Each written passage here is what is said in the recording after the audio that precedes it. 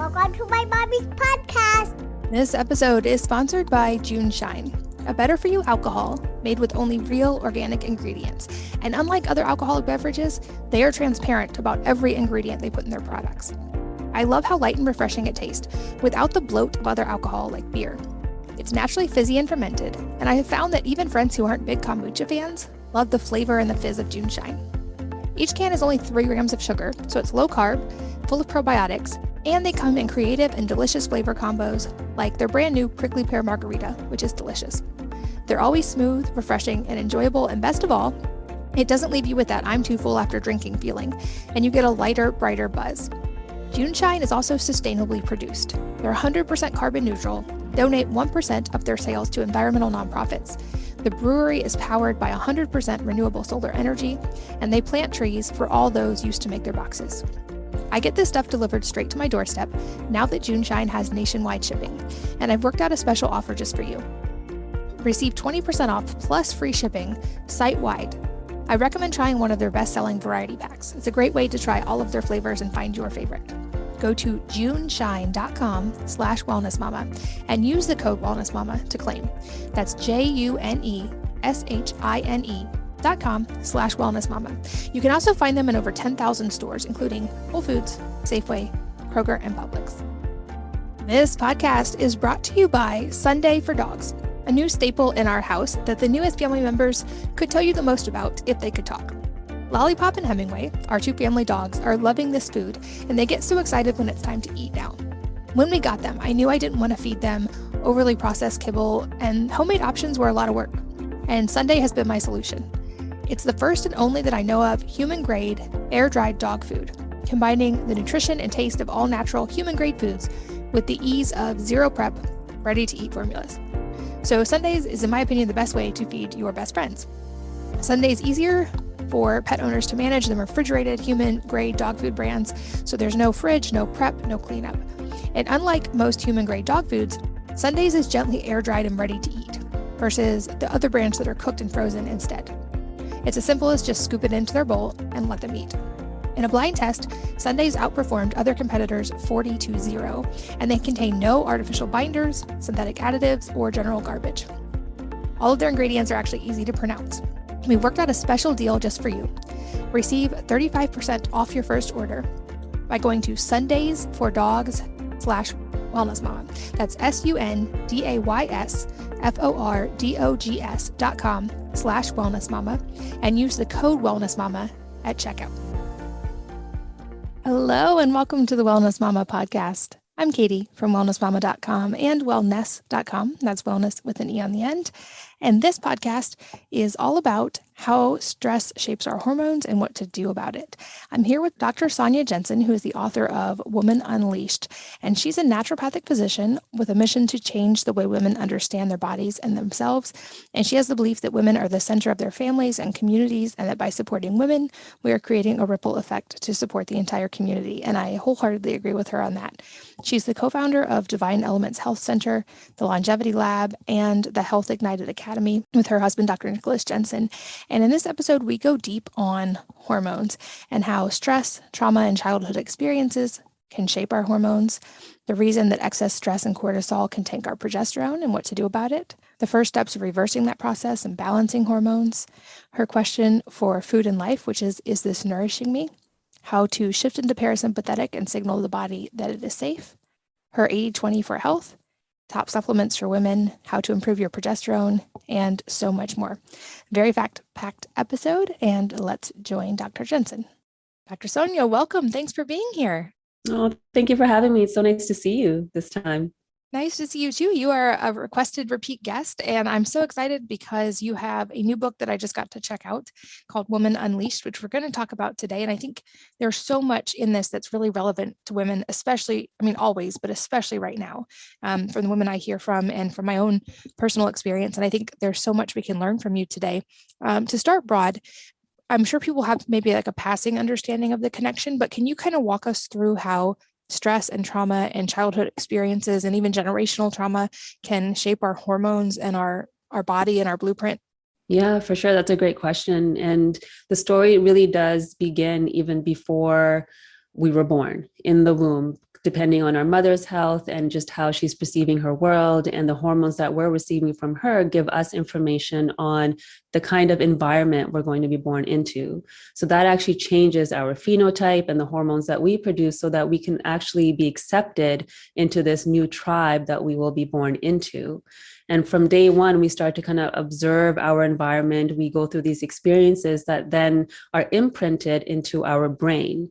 So when it could be something as simple as we're growing up, maybe we didn't receive the attention that we wanted from our parent, even though they were doing their best. So it could be a micro experience trauma, or it could be a big T trauma where we've experienced something that has forced our brain to look at its environment, to get all the cues, like the sights, the sounds, the smells, and train the brain to understand if we ever feel this way again, if we ever notice these triggers ever again, the way to respond is with our fight, flight, freeze, or please scenario, which is our sympathetic nervous system, right? So it activates that nervous system. So fast forward, now we could be in a relationship, we could just be doing everyday life, and all of a sudden there's a smell.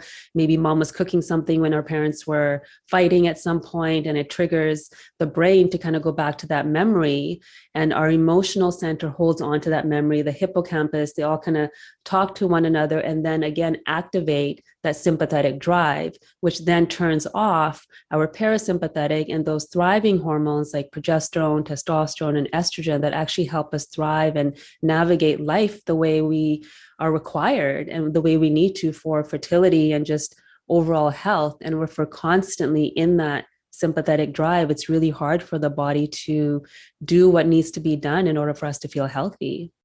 Absolutely. I know I've experienced this firsthand and seen it in the last few years in my own life with, I've definitely had big T trauma, and what I'm realizing now is some smaller ones as well that I kind of discounted in comparison to the bigger one. But I was for a decade doing all the things, quote unquote, right, and by the books, and all the diet and the supplements and the exercise.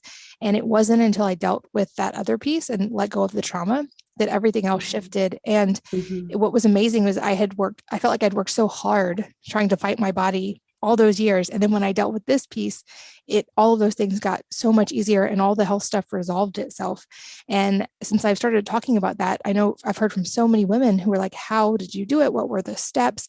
And that's why I was so excited to have you on. But talk more about how the hormones in that situation are basically causing havoc in the body in all aspects of life, because I saw it and I felt it, and I know you understand and can explain it. Yeah, for sure. So when we think about stress in general, we release hormones like cortisol and adrenaline to navigate that experience and move us through that experience. But in order for us to do that, we have to shut down our progesterone, because progesterone gets converted into cortisol. So what's progesterone? So if it's a menstruating woman, for example, the first half of your cycle after you bleed, it's predominantly geared towards using estrogen and then testosterone when you're ovulating. So during that first half of your cycle, you may have a little bit more energy. You're feeling a little bit more outward bound and want to get things done. Whereas that second half of your cycle, as soon as you ovulate, progesterone is supposed to shine. And progesterone is very like anti-anxiety, it's antidepressive.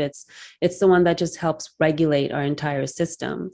So if that's getting depleted due to this imprint in our psyche and in our nervous system of always being very vigilant and always looking through the lens that we may be in danger when we're looking at our environment, we're constantly depleting that hormone.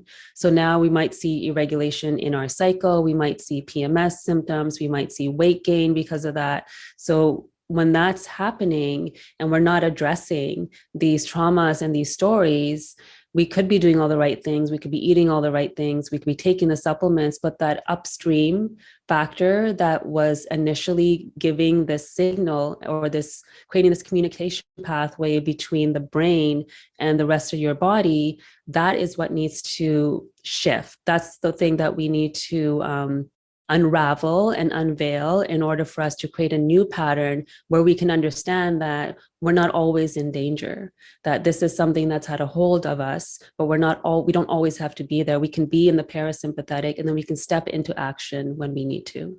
Yeah, that's such an important piece. I realized after I worked through it that I had probably been primarily in sympathetic for literally years and years and years, and fighting my body and realizing, of course, the body is not going to heal and rest and digest and sleep well when you're in that state. And that said, I know it's also very multifaceted and that there's a lot of individuality that comes into play here. But let's start broad with, how do you start to figure out those factors and then bring those hormones back into balance? Yeah, for sure. So in the book, I have these pause moments. So often we will know in our mind when we are responding to life, not the way we actually want to, but it's coming from this reaction place. So we may be having a conversation with someone and having this feeling inside of our body that just doesn't feel like ourselves, and we're reacting and we're irritable, and all the actions that we're taking, we may want to go on this diet and do really well, but there's always something that drives us to grab onto that food that we know isn't going to serve our body. So pausing and asking yourself this question of like, who does this story actually belong to? What are my driving forces? Like, what drives me to make these decisions? What's the foundation on which I have built my life on, and this lens that I'm wearing? The more questions we begin to ask, the more curious we become of why things are happening the way they are. So in the book, I also lay out this questionnaire where you get to figure out if you're the Duchess, the Diva, or the Damsel. So these are these three archetypes that we may have put into our life. We may have captured these roles and put these masks on in order to survive our moments. So for example, the Duchess, she may be someone that, gets everything done perfectly. So she is on schedule, on point, more of a type A. She may be a CEO. She's somebody that runs her household, very organized, and just gets the job done. So that's such a gift. And she also has to live in more of that yang sympathetic state in order for her to get that done. So her health never really is a priority. So in this state, she may not sit down and eat her meals and chew properly because she doesn't have time, right? Or she's just on the go all the time. So maybe now she's dealing with IBS and maybe irregular cycles, and all these things or signals are showing up in her body, but she can't stop and actually look at that, because if she does, she'll feel unraveled and she doesn't have time. Really is asking yourself that question of, where am I in that triangle of disconnect that I talk about?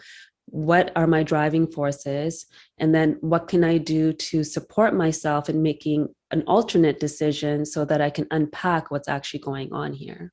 Yeah, I definitely can resonate with aspects of that. And I think for me, part of it was a reaction to that feeling of helplessness in the trauma, was to then control every variable and run everything in a very regimented manner.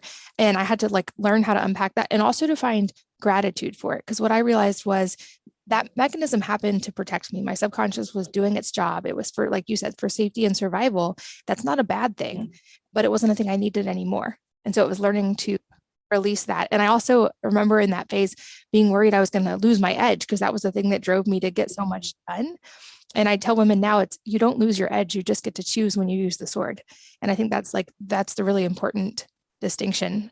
Yes, that identity, right? So we feel like we're going to lose that identity, and there often can be a lot of grief around that, and an unknown, and that unknown can feel like a very scary place.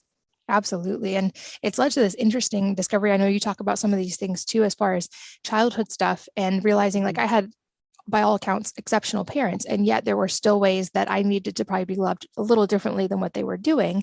And being able to recognize that and work through it without it being a fault of theirs. There didn't need to be any guilt or blame there, but realizing that was a thing I could, as an adult, now work through and move to a healthier place with. And then the generational side as well. Can you talk a little bit about that? I know you've mentioned it some. Yeah. So, speaking to what happens when we're in the womb, kind of starts from our mother's story. And then, especially as women, we definitely carry 7 generations before all the stories that have been passed down. As we know, lifestyle gets passed down, stories gets passed down, and really the power is held in the storyteller. And often what happens as these stories are being passed down on how we're supposed to behave, how we're supposed to look, the conditioning that we receive from a very young age has been going on for generations and generations. And it really isn't until we become conscious of the fact that we've been living out these conditions rather than from our truest essence, from who we really know we are at the core, we then get an opportunity to unravel and heal even things that have been passed down from before. Like many traditions will speak to once you heal 7 generations before and 7 generations forward. And this has been mapped out in genetics. So as we start to change the lineage, and we start to change the story we've been carrying on our backs for so long, so we don't pass it forward. And often, if you just pause and start to recognize and observe, for example, even our parents, if we start to observe them without emotion and start to understand that they were doing the best that they could with the information they had, same with their parents and the parents before, it takes away the hold that some of those stories may have on us, or those beliefs, and we can start to really understand that I can give myself permission to release this. It's not my duty to hold on to this, but if anything, it's my duty to heal all of the traumas and the stories that, as collectively as women, that we carry too from many, many generations ago. Many generations ago, women weren't safe to even express themselves and their power. And so that in itself gets embedded into our genetic story and into our DNA. So then we navigate and tiptoe throughout the world from that place. So the moment we recognize that what actions we're actually living out today necessarily aren't ours to do, it creates more freedom as well. And I want to go deeper on maybe the stress relief and the inner work side. But before we do it, and I've noticed, it seems like, especially maybe in trauma survivors or people who have some of these patterns, especially as women, is almost an under-eating, under-nourishing, which the thing I noticed in myself is that I was that kind of driven Duchess type, and I didn't make time. And I was also trying to deprive myself because I was trying to be a certain size and look a certain way. And there were a lot of stories intertwined with that. And when I really started tracking it, I realized I was drastically under eating, and I had sort of trained my body cues to not have natural hunger anymore. And this is a thing I've heard now from a lot of women, that just truly not consuming enough nourishing food. Is that something you see as well? Oh, all the time. And even through my own personal experience, when I was 13, I went through anorexia, and I speak to that in the book as well. And just not having control of my outside world, food was the way that I used food as punishment. Because when it comes to our culture, food is how we connect, right? Food, like feeding people, is number one priority. It doesn't matter who it is, somebody walks into it, you feed them. And I realized afterwards that I was using it almost as a weapon towards my family, because I wasn't in control of my life that I felt at that time. And when you start to understand that relationship with food and just nourishment in itself, nourishment isn't just food, it's the conversations that we have, it's what we watch, it's who we let into our circle of trust, it's all of those things. So the question that I always often seed in women is asking yourself, is this going to nourish me? As soon as we're making a decision. So if it's a decision, even for fasting, for example, I'm an intermittent faster now, and I teach on fasting, and yet I'm always asking myself that question, is this fast going to nourish me, or is this going to deplete me? So as you start to wonder about that and become curious about that, you start to understand why you're making the decision that you are, why you're choosing the relationship that you are. What are you receiving from that? Are you receiving love and connection? Or are you giving of yourself and not able to say no and don't have boundaries because you feel that's the only way that you're going to feel like you can belong or feel accepted? So it just opens up this door to wonder of yourself and more self-discovery. That's a beautiful question. And I've heard it said that boundaries are how I can love myself and someone else at the same time. I thought that's a beautiful reframe. And I'd love to talk more now about how, maybe the practices we can incorporate into our lives that help balance hormones more on the awareness and maybe meditation side, getting more into that parasympathetic. Yeah, that parasympathetic drive is so, so important when it comes to changing that communication in your hormones. Because as we know, hormones are just communicators, right? So they're going to respond to their environment. So one beautiful way of changing the signals in that environment can be through meditation. And meditation can look differently for everyone. It could be a walk in the woods, and that's meditative. It could be putting on a great song and dancing, and that's meditative. It could be sitting for just a few minutes and just being in gratitude for life this morning or today. So it's the moment we step into that space of wonder and reverence of ourselves, and that getting really tuned into that heart space is when we can start opening up that connection within ourselves. And the moment we make that decision to connect, we can't go back, right? So we can really step into that space of being more in our yin, which is a woman's natural state, because we do carry yang and yin within us. We have a masculine feminine side, and we have that female feminine side as well. but recognizing that often we step into the yang to get things done, to be of significance in the world today. So to counteract that, in order for us to be in our softness and also in our strength at the same time, things like meditation, things like yoga, things that give you joy are going to activate that oxytocin. They're going to activate that response in your body to help you feel settled and grounded in yourself. So whatever that looks like for you, maybe it's art, right? It could be anything, but anytime your focus is in just that present moment and you're not future projecting or living in the past in depression or anxiety for the future, whenever you're in that present moment, whatever activity you're doing, hold on to that and bring that up as a part of your daily habit, a non-negotiable. Like my non-negotiable is my morning routine. So often that's movement because I'm in my mind so much. I'm very much that Vata constitution when it comes to Ayurvedic medicine. So I'm often in my mind, I'm a worrier, I'm always thinking. So in order for me to feel grounded, I have to step into my body. So my meditation is movement. And so my morning is non-negotiable. And, working with a lot of moms too, with the young kids. And I mean, you have 6, I only have 2, and even 2 is a lot to handle sometimes, but sometimes it's habit stacking, right? So maybe they're doing something and I'm cooking for them and I'm doing like calf raises at the same time, just to bring awareness to I'm still in my body. I'm still right here, right now. Yeah, I'd love to hear any other parts of your morning routine as well, or maybe like high value things that people can do to incorporate. Because I know that was a part I faced in my own recovery, was that I had detached from my body and I had to like relearn how to be in my body and listen to my body.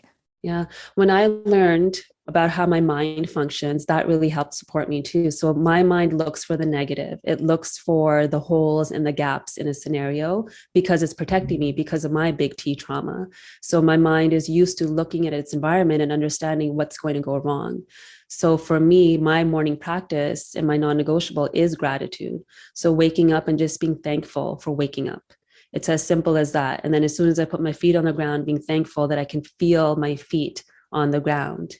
And then going to the bathroom, I've actually incorporated now Mel Robbins' high five. So giving yourself a high five, because the moment we look at ourselves in the mirror, we have all of these things going on in our mind, our to-do list, all the things we're not good at. Oh my goodness, I have bags under my eyes. Like all these things start to show up. But the moment you honor yourself in a little bit of reverence with that high five, it changes what your mind is going to do next. It changes how you're relating to yourself. And then I move into having my big cup of water with a little bit of lemon, and I move into my practice, whether that's movement with yoga or a HIIT exercise. And then I'm doing a sauna, cold showers. That's a big part of my practice as well. Again, anything that's going to bring me into my body is what I need for myself. And then as the day goes by too, I have moments that I capture. So for me, having a cup of tea is a moment for me. And it reminds my mind and my psyche that I'm making myself a priority and that I'm important. So it could be as simple as having a cup of tea, a cup of coffee on your own, reading something, just finding these little moments throughout the day can create a profound effect for the rest of your life, really. So it doesn't have to be this grand event, this huge spa day, which I mean, I love my spa days, but really you can do little things every single day that start to create huge changes and helps you become more and more of the observer of you. Yeah, I love those. I'm a big fan of gratitude practice as well. And also, a big one is non-negotiable going outside as soon as possible after waking up and getting sunlight. So often my movement or my reading or whatever is outside.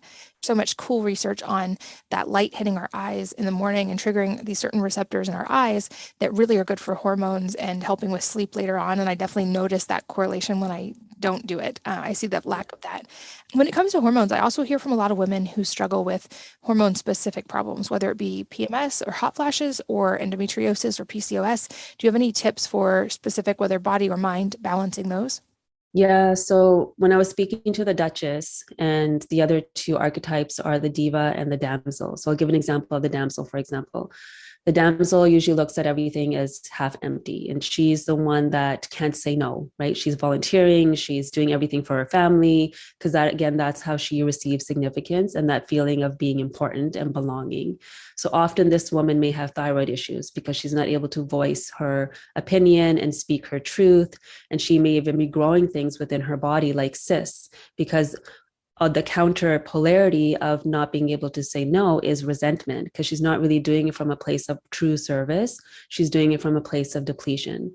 So often when I find a woman has cysts on her ovaries, and again, in Chinese medicine, ovaries and resentment are also correlated. Anger is correlated to the liver. When we start to look at these scenarios and understand that what is the emotional cue that is creating this different communication within your body and start resolving that, then the physiology also follows. So endometriosis is a huge one for so many women in today's world. And often the question I will see for that woman is, when in your life did you not feel safe in your environment or in your home? Because at that moment, the uterine lining, that endometrium, is trying to leave. It's trying to leave its home because it doesn't feel safe there. So what can we do to bring more safety into your life, to bring more steadiness into your life so that you feel secure in yourself and not looking for it from the outside world? So when we start to create these correlations, these aha moments happen for women, and they start to kind of unravel that story that maybe they've been holding on to. And then we can look at the physiology too and say, okay, well, this is how your body's been responding. So your progesterone's low, your estrogen maybe is dominant, your testosterone is also low. So how can we support that with our things that we know we can do with the herbs and the food and the nourishment from that aspect? But also, how can we unveil the story that you've been carrying for so long, and how can we unravel that to now serve you so that you can understand the gifts from that story and it's not controlling you, but instead you get to use that story and have strength to navigate your world.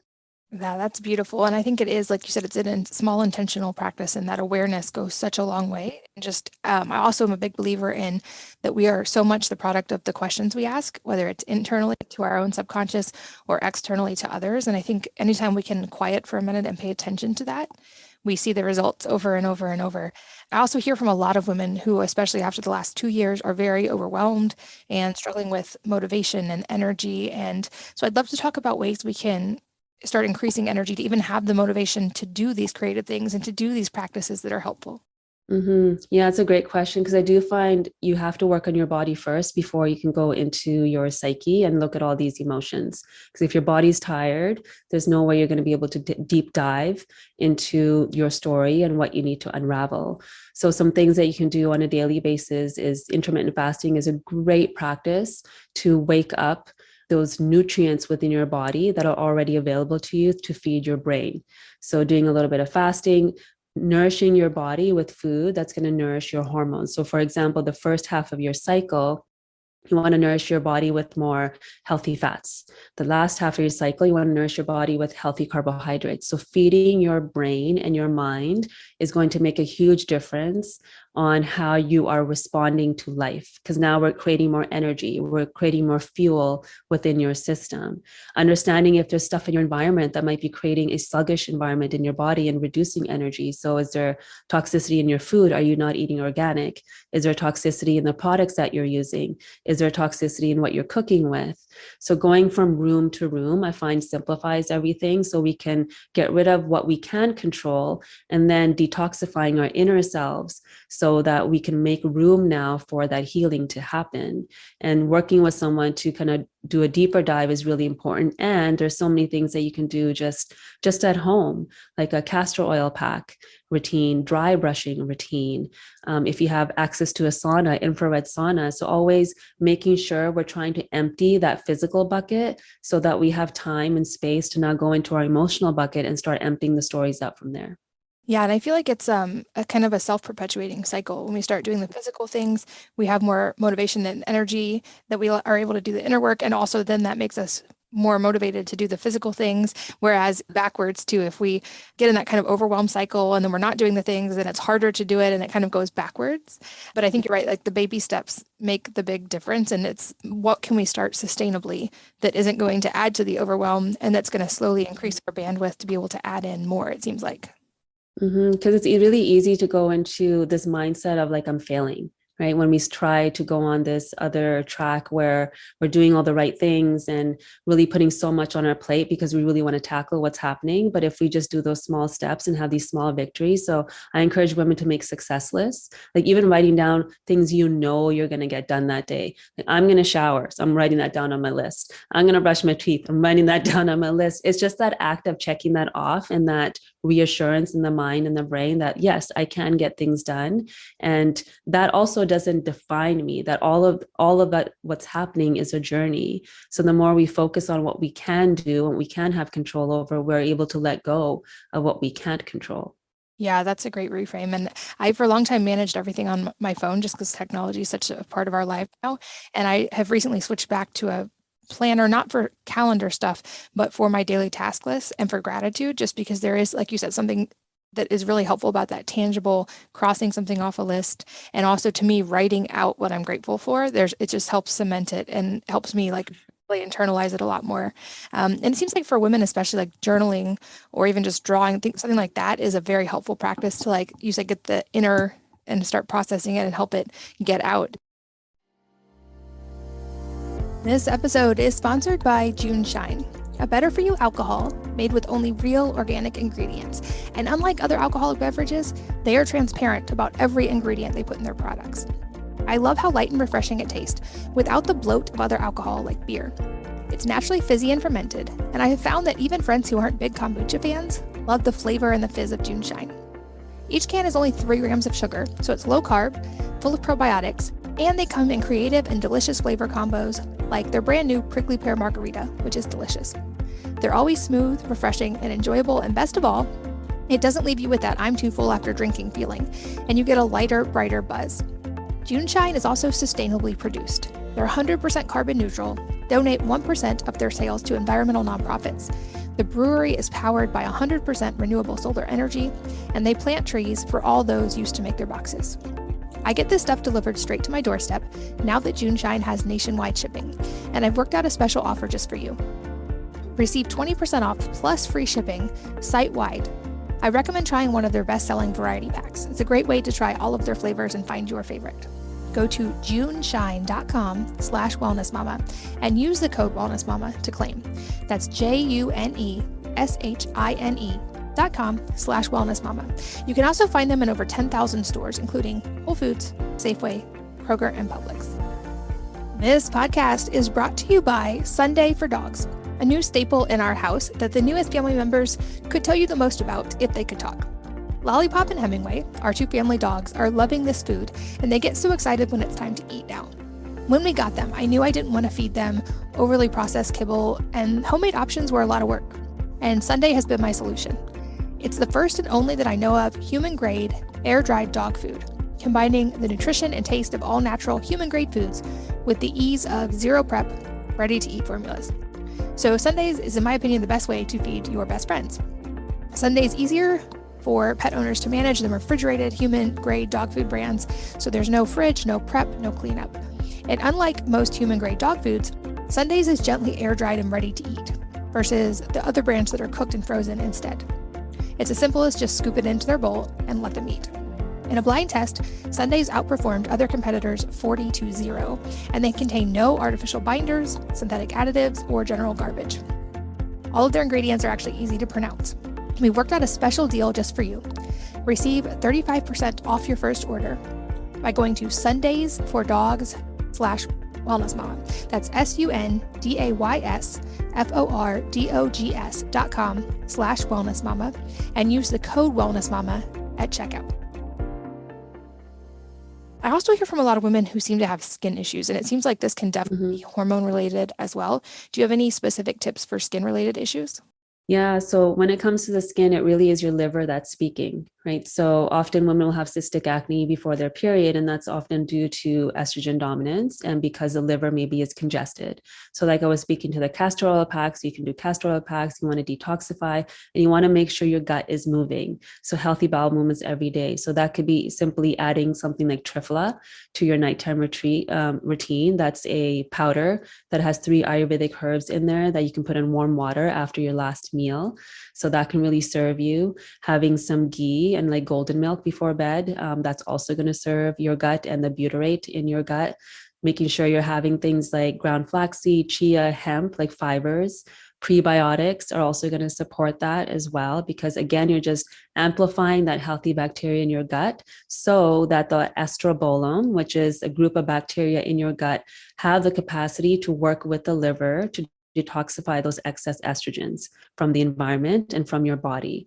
So the more you do that, the less your bucket fills up every day and has to use your skin to secrete these toxins out of the body. Because if you see yourself as a bucket, as the body, and we fill it up every day with different toxicities, we have these emunctories and pathways of elimination that help support reducing that load. So that's your gut, your lymphatics, your kidneys, your mucous membranes. But if any of those are plugged up, your skin being the largest organ, it's just easy to push things out of the skin. So in order to support the skin, you have to support your lymph, your gut, your kidneys. So just making sure things are flowing and moving every single day.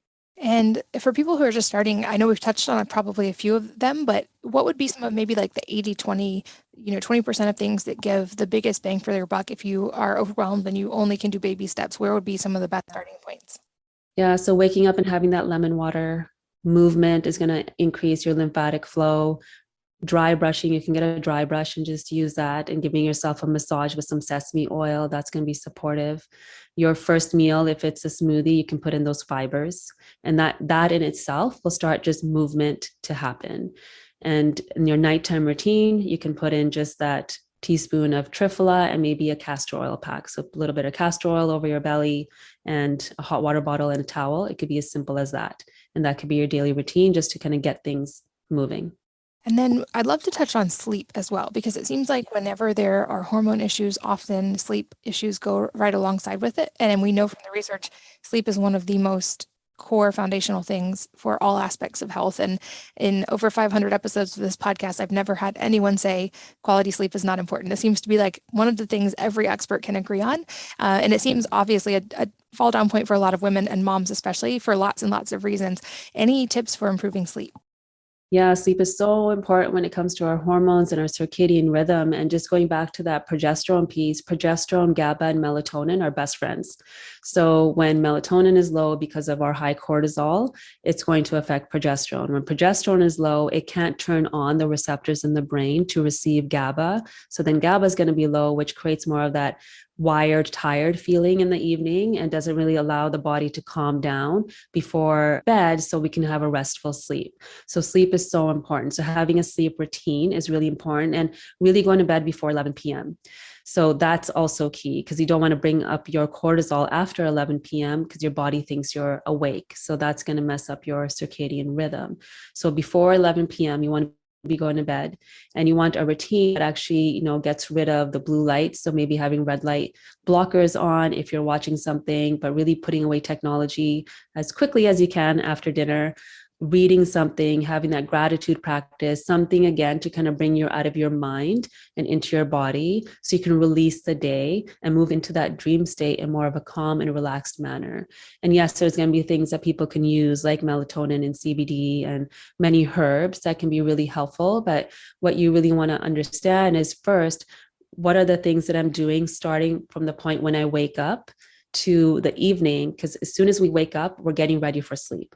So all the habits, all the things that we're eating, making sure that we're eating healthy fat in our last meal so that our glucose isn't driving up, and also increasing that cortisol, not allowing melatonin to do its job. So those are some things that you can just kind of observe about yourself and have almost like a sleep journal to understand, okay, what are some things I can incorporate into my life that will increase that quality sleep? And, many people have an Oura ring. My husband's obsessed with his Oura ring, and you can just look at your data and understand, okay, when I eat this dinner, this is affecting my heart rate variability. It's affecting my parasympathetic nervous system, and all that data is going to show you what you can or can't do in the evening that's going to support deep sleep for you. Yeah, I'm also a big fan of my Oura ring, and also the chili pad has been a game changer for me for sleep. But the Oura ring especially, you're right, you start to see the patterns, and it's learning things like, no matter how much I may think I like to drink wine at night, my deep sleep does not fall when I drink wine at night. And I've learned some helpful things. And if I eat enough protein during the day, my deep sleep loves that. And it's helped me learn myself in that way. You've also mentioned progesterone a few times and how important it is.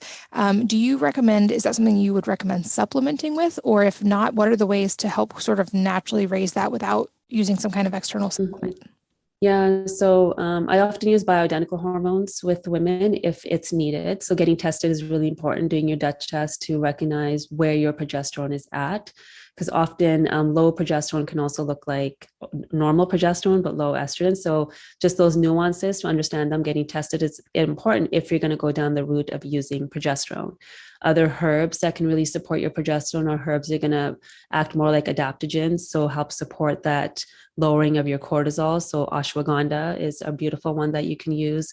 Chaste tree is a beautiful herb that's going to increase LH, but also increase progesterone in your body. So those are just some things that you can utilize. But when it comes to food, healthy carbohydrates like yams and beans and lentils and these kinds of things are going to support your progesterone as well, along with those daily practices that we spoke about, the meditation, the gratitude, and just really working on that vagal tone and that parasympathetic state is going to feed into your progesterone because it's going to reinforce for your body and your mind that you're not in danger. So the more we work on that, the more support your progesterone will feel. Yeah, and it's another one of those positive feedback loops where as you get better sleep and as you nourish your body, then these things improve and they continue to want to improve. Also, knowing, of course, there's so much bioindividuality with this question, I'm curious if there are any supplements that you find on average very helpful for women, obviously with the caveat work with someone who knows what they're doing, but any that you see kind of recurring that are helpful for women especially. Yeah, my favorites are chaste tree, magnesium, DIM, and I3C are really great because they're going to help support that liver detox, which will then support your progesterone to rise. And then ashwagandha is my favorite adaptogen, along with rhodiola is another favorite of mine that can really be supportive just for that nervous system.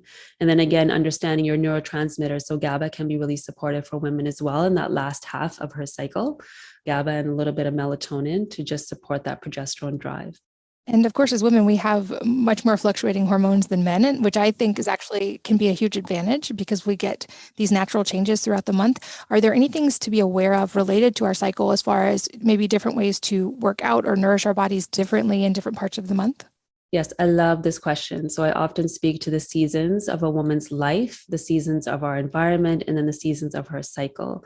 So, there's 4 different phases in the cycle. There's when you're bleeding. So what do you want to do when you bleed? Because that's such a time of detoxification, it really is a time of reflection. So you can be journaling then, you can be detoxifying emotions and really kind of uncovering some of the things that maybe you were holding on to for the past month. So here you probably won't be that hungry. So having more like soups and stews and just really nourishing foods, the more colored food like purple and like deep and rich colors, because you want to feed that iron in your body as well and just kind of replenish that. And then as you step out of that phase and you go into your follicular phase, this is where estrogen is going to start to rise. So how do we feed our estrogen? So healthy fats like avocado are going to support that. Here is also where you could probably do more HIIT exercise. There's more movement. You could be a little bit more aggressive with your routine because you have the capacity and the energy to do that. Soon as we step into ovulation, testosterone begins to rise. So fasting is a little bit easier before that, not so much during ovulation, but also recognizing that this is that one time in our cycle where testosterone will go up. So often libido will be a little bit higher. But then as we step into our luteal phase and progesterone needs nourishment, this is a time where your body wants you to be more internal. So slowing down, maybe now you focus more on yoga or going for a walk outside, eating those healthy carbohydrates, journaling a little bit more, really reflecting on life itself and like what's working for you, what's not, saying no more to outside things and working on it from that perspective, and also understanding that your libido here will go down. Often there's this misconception that I should feel the same throughout the entire month, but because our hormones ebb and flow like that, it's important to understand that your libido may be high at one point of your cycle, but then it starts to go down, especially if you're not on the pill, right? You're gonna really recognize these ups and downs. And often this may be a challenge in a relationship, but if you understand your cycle, you can then communicate this with your partner. So they also understand that this is a time where, I'm going to be a little bit more internal and focus more on me so that I can step into that next phase of bleeding with more control and just with more steadiness. Yeah, and I think libido is an important point, especially for women as well. I know I hear from people about this quite often, and especially libido seeming to go down with age somewhat. But I wonder if this also is really like tied in with some of these hormone changes. And if so, what can women do to support libido? Obviously, realizing it's still going to ebb and flow throughout the month, but are there things that in general can help with that? Yeah, for sure. So even understanding that beginning age 25, our testosterone starts to drop. And with every child, we lose about 15% of our testosterone stores.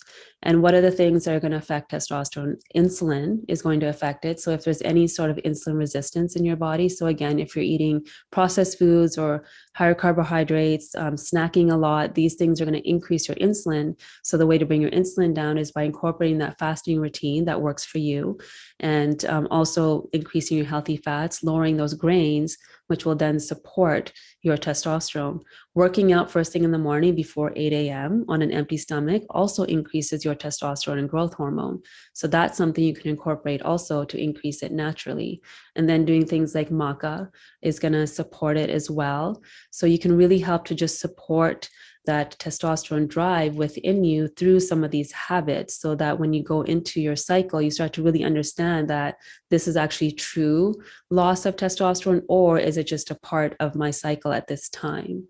Because when we go through perimenopause and menopause, it's kind of nature's birth control. Testosterone does naturally go down, but you can kind of build yourself up with some of these habits and resistance training and these things to just support your system, so that it helps support the relationship, but also inviting things in your life that give you joy. I find the more oxytocin that gets built up in a woman's body, the easier it is for her to step into having more libido, because now she can kind of make a conscious effort. She can kind of bring that motivation up because she's been filling her cup up.